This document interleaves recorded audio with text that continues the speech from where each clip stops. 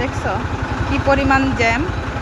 তো আমরা যাব একটু নবীনগর, তো ওইখানে দেখো কি একটা অবস্থা, কি পরিমাণ জ্যাম জ্যাম লেগে গেছে। দেখছো আশেপাশের কি অবস্থা, কি পরিমাণ জ্যাম। তো যাই হোক, এই যে যাচ্ছি আমরা।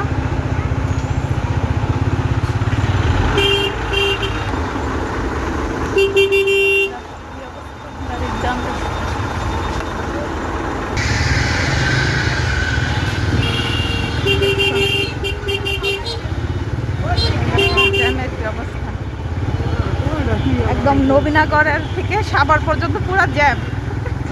দেখছো এই অবস্থা, এই যে দেখো এটা কি,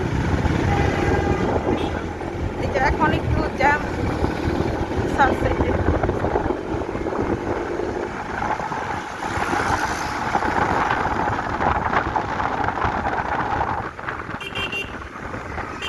আমি আর আমার ছোট ভাই দুজন মিলে যাচ্ছি।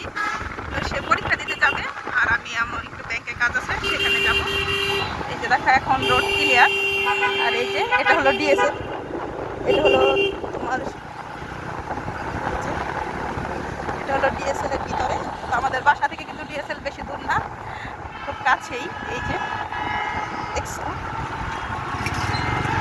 এই যে